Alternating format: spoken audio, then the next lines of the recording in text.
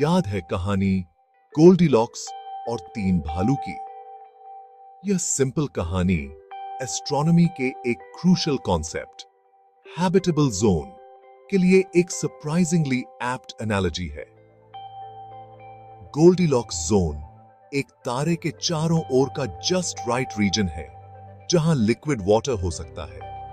पृथ्वी से परे जीवन की खोज इसी cosmic sweet spot Goldilocks zone के प्लैनेट से शुरू होती है। लिक्विड वाटर इतना क्रूशल क्यों है? पृथ्वी पर जीवन, जैसा कि हम जानते हैं, पानी के यूनिक प्रॉपर्टीज पर निर्भर करता है। यह एक सॉल्वेंट के रूप में कार्य करता है, बायोलॉजिकल प्रोसेसेस के लिए आवश्यक केमिकल रिएक्शंस को फैसिलिटेट करता है। यह न्यूट्रिएंट्स ट्रांसपोर्ट करता है, टेम्परेचर को रेगुलेट करता है और सेल्स के स्ट्रक्चर और फंक्शन में एक वाइटल भूमिका निभाता है। पानी को लिक्विड फॉर्म में रहने के लिए एक स्पेसिफिक टेम्परेचर रेंज बहुत जरूरी है। पृथ्वी पर यह range 0 degree Celsius 32 degree Fahrenheit और 100 डिग्री सेल्सियस 212 डिग्री फ़ारेनहाइट के बीच आता है। बहुत ज्यादा ठंडा और पानी जमकर सॉलिड आइस बन जाता है, जिससे जीवन की प्रक्रियाओं के लिए जरूरी मोबिलिटी बंद हो जाती है। बहुत ज्यादा गर्म और पानी भाप बनकर उड़ जाता है, जिससे स्टेबल लिक्विड एनवायरनमेंट्स का होना असंभव हो जाता है। लिक्विड वाटर के लिए इस जस्ट राइट टेम्परेचर को बनाए रखने के लिए फैक्टर्स का एक डेलिकेट बैलेंस होना जरूरी है। मुख्य रूप से अपने होस्ट स्टार से प्लैनेट की दूरी और खुद स्टार के कैरेक्टरिस्टिक्स। कल्पना कीजिए कि आप एक अलाव के पास खड़े हैं, बहुत पास, और तेज गर्मी असहनीय हो जाती है। बहुत दूर और गर्मी कम हो जाती है, जिससे आप ठंड में ठिठुरने लगते हैं। प्लैनेट्स का अपने स्टार्स के साथ एक ऐसा ही रिश्ता होता है। एक स्टार से एक प्लैनेट की दूरी यह तय करती है कि उसे कितनी सोलर एनर्जी मिलती है। अपने स्टार्स के पास स्थित प्लैनेट्स तेज गर्मी में झुलसते रहते हैं, जिससे लिक्विड वाटर दुर्लभ या नॉन एग्जिस्टेंट हो जाता है। दूर बर्फीले इलाकों में रहने वाले प्लैनेट्स को बहुत कम गर्मी मिलती है, जिससे पानी हमेशा के लिए जमा रहता है। हालांकि केवल दूरी ही निर्धारक नहीं है, स्टार का साइज और टेम्परेचर भी क्रूशल रोल्स निभाते हैं। बड़े, ज्यादा गर्म स्टार्स ज्यादा एनर्जी रेडिएट करते हैं, जिससे उनके हैबिटेबल जोन्स और दूर चले जाते हैं। छोटे, ठंडे स्टार्स के हैबिटेबल जोन्स पास और ज्यादा कॉम्पैक्ट होते हैं। डिस्टेंस और स्टेलर इन्फ्लुएंस के इस डेलिकेट बैलेंस के भीतर एक प्लैनेट को खोजना एक कॉस्मिक ओएसिस की खोज करने जैसा है। एक ऐसी जगह जहां जीवन की परिस्थितियां बिल्कुल सही हो सकती हैं। सभी पदार्थों में से लिक्विड वाटर ही जीवन के लिए इतना क्रूशल क्यों है? इसका जवाब इसके रिमार्केबल केमिकल प्रॉपर्टीज में निहित है। पानी एक एक्सेप्शनल सॉल्वेंट है जो किसी भी अन्य लिक्विड की तुलना में ज्यादा पदार्थों को घोलने में सक्षम है। यह क्षमता पानी को एक ट्रांसपोर्टेशन सिस्टम के रूप में कार्य करने की अनुमति देती है। टेम्परेचर को मॉडरेट करने की पानी की यूनिक एबिलिटी जीवन के लिए बहुत जरूरी है। यह हीट एनर्जी को एब्जॉर्ब और रिलीज कर सकता है। यह थर्मल रेगुलेशन उन कॉम्प्लेक्स बायोकेमिकल रिएक्शंस के लिए बहुत जरूरी है। किसी प्लैनेट की सतह पर लिक्विड वाटर की उपस्थिति वाटर साइकिल की संभावना का भी सुझाव देती है। यह साइकिल न केवल वाटर सोर्सेज को रिप्लेनिश करता है, बल्कि प्लैनेट के क्लाइमेट और जियोलॉजी को आकार देने में भी महत्वपूर्ण भूमिका निभाता है। संक्षेप में, लिक्विड वाटर जीवन के लिए सिर्फ एक आवश्यकता नहीं है, यह जीवन की प्रक्रियाओं के जटिल नृत्य में एक एक्टिव पार्टिसिपेंट है। नासा's एक्सोप्लैनेट डिस्कवरीज सदियों से इंसान सितारों को निहारते रहे हैं और अन्य दुनिया के अस्तित्व के बारे में सोचते रहे हैं। हाल के दशकों में टेक्नोलॉजिकल एडवांसमेंट्स के कारण हमारी खोज ने एक्सोप्लैनेट्स की खोज के साथ एक जायंट लीप फॉरवर्ड लिया है। 2009 में लॉन्च किया गया नासा का केपलर स्पेस टेलीस्कोप एक्सोप्लैनेट्स के बारे में हमारी समझ में क्रांति ला दी।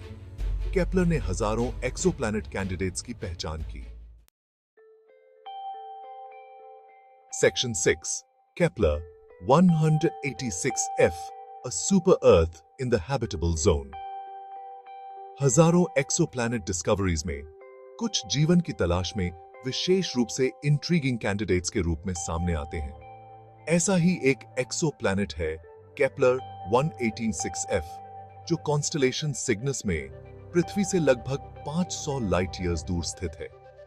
केपलर 186f को सुपर अर्थ के रूप में वर्गीकृत किया गया है, जिसका अर्थ है कि यह पृथ्वी से बड़ा और ज्यादा मैसिव है, लेकिन नेपट्यून जैसे गैस जायंट से छोटा है।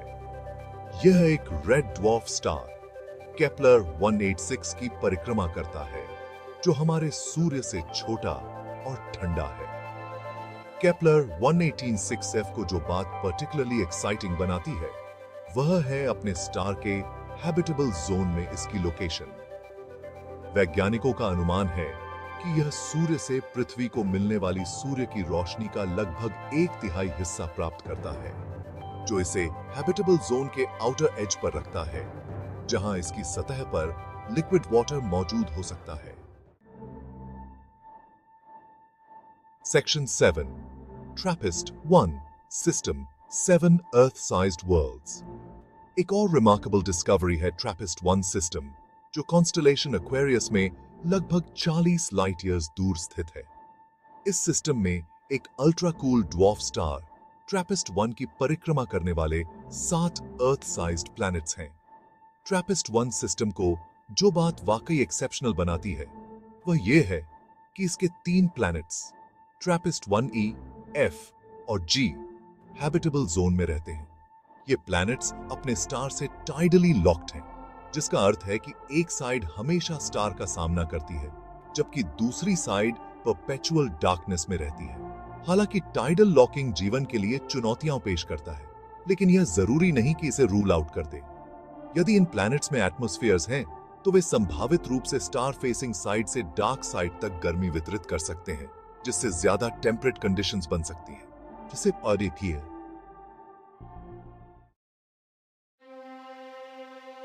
Section 8, Proxima Centauri b, our nearest neighbor in the habitable zone. शायद अब तक की सबसे tantalizing exoplanet discovery Proxima Centauri b है, जो Alpha Centauri सिस्टम में हमसे बस 4.2 लाइट ईयर्स दूर स्थित है, जो इसे संभावित रूप से हैबिटेबल प्लैनेट को होस्ट करने वाला हमारा सबसे निकटतम तारा बनाता है। Proxima Centauri b Proxima Centauri के हैबिटेबल जोन में परिक्रमा करता है, जो हमारे सूर्य से बहुत छोटा और ठंडा रेड ड्वार्फ स्टार है। हालांकि यह हैबिटेबल जोन के भीतर रहता है, लेकिन अपने स्टार से इसकी निकटता इसे तेज फ्लेयर्स और स्टेलर विंड्स के अधीन करती है, जो जीवन के लिए चुनौतियां पेश कर सकती हैं। चुनौतियों के बावजूद प्रॉक्सिमा सेंटोरी बी की पृथ्वी से निकटता इसे आगे के अध्ययन के लिए एक अविश्वसनीय रूप से इंटाइसिंग टारगेट बनाती है। भविष्य के टेलीस्कोप्स शायद इसके एटमॉस्फेयर को ऑब्जर्व कर सकेंगे और जीवन के संभावित संकेतों की खोज कर सकेंगे, जो इसे सदियों पुराने प्रश्न का उत्तर देने के लिए एक प्राइम कैंडिडेट बनाता है। क्या हम अकेले हैं? Section 9, the significance of habitable zones, A beacon in the search for life. Habitable zones की खोज और उनके भीतर पाए जाने वाले एक्सोप्लैनेट्स की बढ़ती संख्या का यूनिवर्स के बारे में हमारी समझ और उसके भीतर हमारे स्थान के लिए प्रोफाउंड इंप्लीकेशंस हैं। ये फाइंडिंग्स बताते हैं कि पृथ्वी जैसे प्लैनेट्स जो जीवन का समर्थन करने में सक्षम हैं, जितना हमने सोचा था उससे कहीं ज्यादा कॉमन हो सकते हैं। हालांकि हैबिटेबल जोन का अस्तित्व जीवन की उपस्थिति की गारंटी नहीं देता है, लेकिन यह प्रोबेबिलिटी को काफी हद तक बढ़ा देता है। यह हमारी खोज को कम करता है, जिससे हम अपने रिसोर्सेज और ध्यान उन प्लैनेट्स पर केंद्रित कर सकते हैं जिनमें जीवन के लिए आवश्यक परिस्थितियों के होने की सबसे अधिक संभावना है। हैबिटेबल जोन्स की खोज केवल एलियन लाइफ को खोजने के बारे में नहीं है, यह उन फंडामेंटल कंडीशंस को समझने के बारे में है जो जीवन को संभव बनाती है और हमारे सोलर सिस्टम से परे मौजूद प्लैनेट्स की अविश्वसनीय विविधता की खोज करती है। Section 10. Conclusion. The ongoing search for life beyond Earth.